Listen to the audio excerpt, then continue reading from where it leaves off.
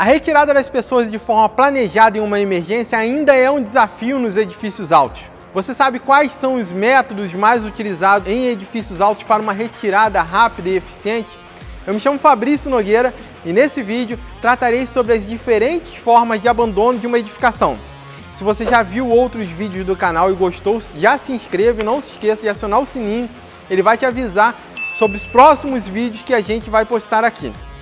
Tem um outro vídeo meu também que é base, tá? Ele vai servir de base para esse agora, que é o de plano de emergência. Se você não viu, é só clicar no link que está aparecendo aqui em cima para você melhor entender o que a gente vai falar agora.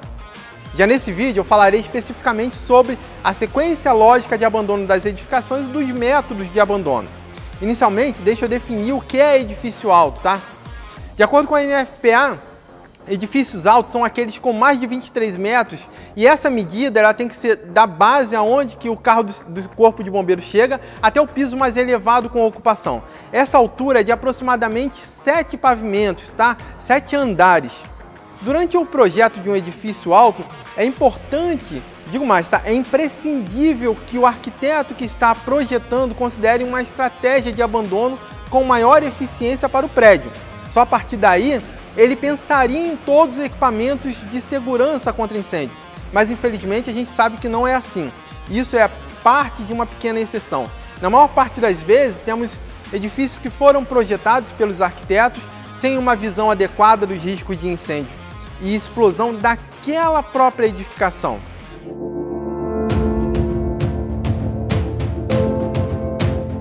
Bom, vamos agora tratar do nosso tema, tá? Para iniciar, lembre-se que quanto mais alto o edifício, maior será a dificuldade para retirar as pessoas antes que o fogo e a fumaça cheguem. Logo, isso exigirá melhores equipamentos para garantia da vida dos ocupantes. Temos duas normas importantes que servem de base para o restante do mundo, tá? Quando o assunto é segurança contra incêndio. A primeira é a NFPA 101, que é o Código de Segurança contra Incêndio americano, que é o chamado Fire Safety Code. O segundo é o código britânico, chamado BS 9999, que tem uma premissa. Durante um incêndio, os ocupantes devem ter uma velocidade maior do que o desenvolvimento do fogo. Daí, com base nessa premissa, podemos encaixar um pensamento muito prudente às edificações. Elas devem ser classificadas com base na resposta dos equipamentos e na velocidade de retirada da população fixa e flutuante desta edificação de forma individualizada, tá? Você ouviu o vídeo até aqui, isso quer dizer que você está gostando, então deixe já o seu like antes que você se esqueça.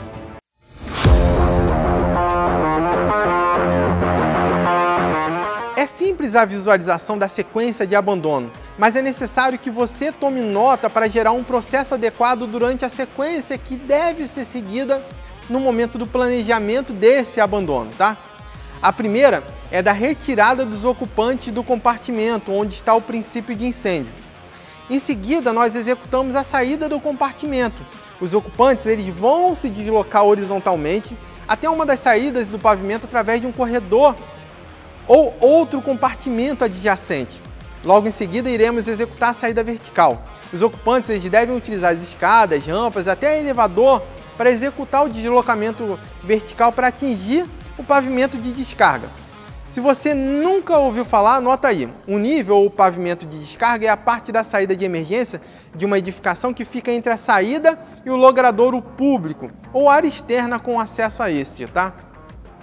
Bom, depois a população fixa e flutuante da edificação atingirá o nosso pavimento de descarga do edifício. Neste momento, ele irá deslocar horizontalmente até o exterior da edificação. Por último, os ocupantes da edificação eles vão se deslocar para a saída para o local seguro, tá? Nesse momento você deve planejar a movimentação dos ocupantes se deslocando horizontalmente até encontrar seu ponto de encontro no local seguro, afastado da edificação.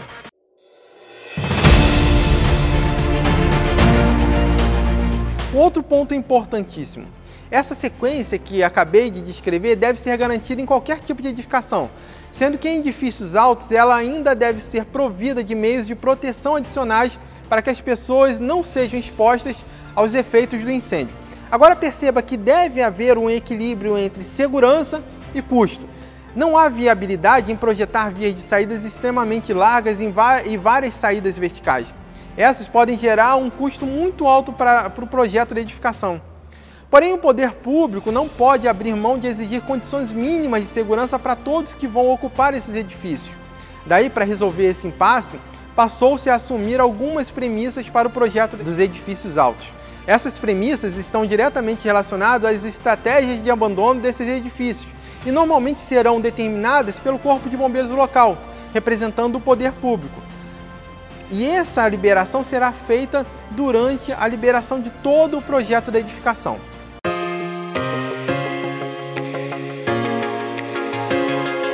Essencialmente, existem três grandes estratégias de abandono dos edifícios, tá?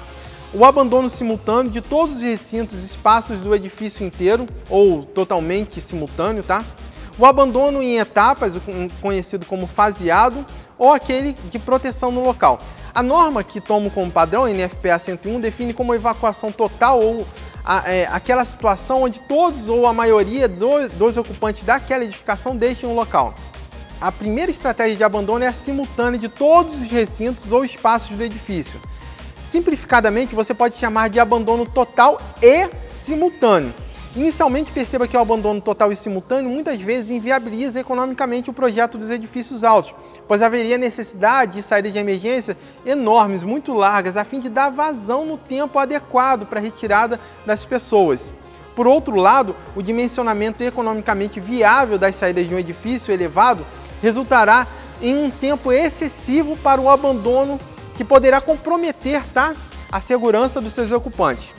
Nesse último caso, os estudos mostram que no abandono simultâneo e total dos edifícios de múltiplos pavimentos, os maiores prejudicados são os ocupantes do piso de origem do incêndio. Uma vez acontecendo esse incêndio e havendo a ocupação intensa no interior das escadas por pessoas de todos os pavimentos, será dificultada a entrada rápida da população do pavimento de maiores riscos.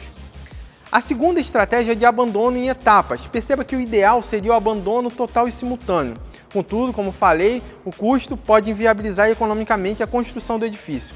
Daí, para contornar esse problema, passou-se a considerar a adoção do abandono em etapas, ou seja, de forma não simultânea, que poderá ser parcial ou total. Essa estratégia ainda garante o abandono do edifício por todos os ocupantes, permite que o movimento seja realizado em etapas ao longo do tempo, dando prioridade ao abandono de pavimentos com maior probabilidade de comprometimento, ou seja, o pavimento de origem do incêndio e aqueles adjacentes ao incêndio. Os demais pavimentos eles podem ser abandonados posteriormente, caso a situação, claro, não se agrave. Caso contrário, pode não haver a necessidade nem do abandono de todos os pisos da edificação. No entanto, essa estratégia é delicada e complexa. Perceba que necessitará de forma vital determinar rapidamente a localização do pavimento onde está acontecendo o incêndio. Logo, o sistema de gerenciamento ele deve orientar o abandono dos pavimentos pertinentes, assim como avisar os ocupantes dos demais pavimentos que permaneçam no local até que seja dado o sinal para retirada. Há também a necessidade de monitorar a situação de emergência para determinar o abandono dos pavimentos adicionais ou não. Veja que tudo isso implica em um sistema de gerenciamento individualizado de acordo com o tipo da edificação e da população, equipamentos e equipes disponíveis de brigada de incêndio e bombeiros civis. No momento da retirada, caso seja verificada a viabilidade de movimentação, você pode pensar até num processo de evacuação e realocação. Você já ouviu falar nisso? Ele se planeja a retirada da população em um pavimento e coloca em um outro pavimento seguro. Observe que há diferentes orientações internacionais para esse tipo de retirada.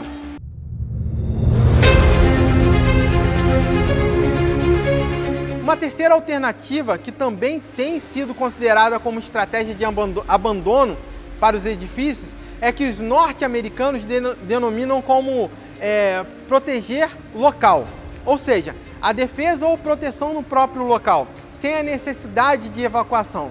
Essa estratégia é usualmente recomendada para situações onde parte considerável da população do edifício ela é composta por pessoas que não podem ser removidas de forma rápida e fácil, numa situação de emergência. Aí incluem-se nessas condições os ocupantes, por exemplo, dos estabelecimentos de apoio à saúde, hospitais, clínicas, asilos geriátricos. Nestes casos, O projeto de segurança contra incêndio deve prever o mínimo de deslocamento possível, adotando a permanência no local como princípio para algumas situações extremas. No caso da unidade de terapia intensiva, salas de recuperação e pós-operatório, por exemplo. A estratégia de abandono parcial e realocação no mesmo refúgio é uma solução nesses casos. Observe e anote que esse tipo de estratégia de abandono requer um aparato ainda muito mais sofisticado de proteção e gerenciamento por equipes de emergência para garantir um bom funcionamento e segurança dos ocupantes envolvidos. Assim, a priori, tal estratégia não tem sido usualmente adotada para edifícios altos de escritório, ok?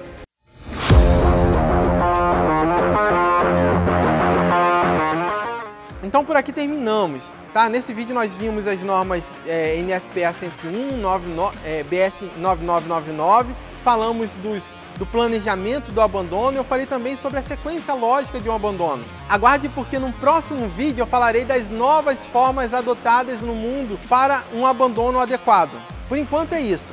Gostou do vídeo? Não deixe de dar um like e compartilhar. Esse é o meu termômetro para saber se de fato eu continuo ou não com esse tipo de vídeo. Um grande abraço, até o próximo vídeo e lembre-se, vidas sempre vêm em primeiro lugar. Até mais!